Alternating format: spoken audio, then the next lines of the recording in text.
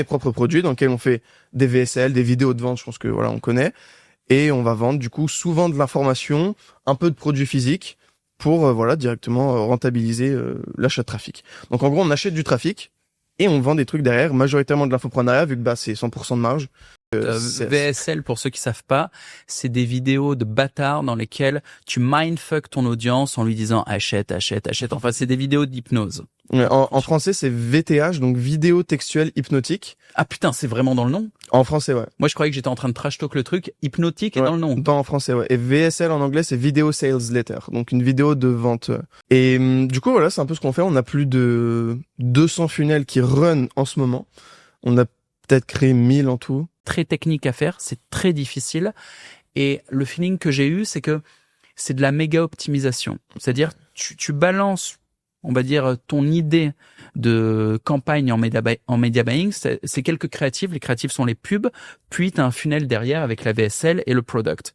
Donc, c'est le combo, tu vois. Le combo, c'est ton véhicule pour générer du fric. C'est ton business, on va dire. Ce business, tu le balances sur la pub et tu vois un petit peu ce que ça marche. Tu achètes du trafic dessus. Et tu as un chiffre qu'on appelle le ROS, Return on Spend, c'est combien tu gagnes, le retour sur investissement.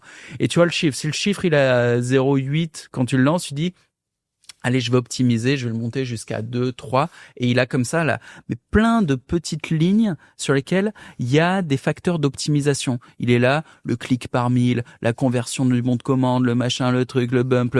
Il a plein de petits trucs comme ça et il va passer d'un ROS qui est négatif à un multiple de 3 ou un truc comme ça. Genre, je mets $1, je fais $3. Je mets $500, je fais $1500, etc.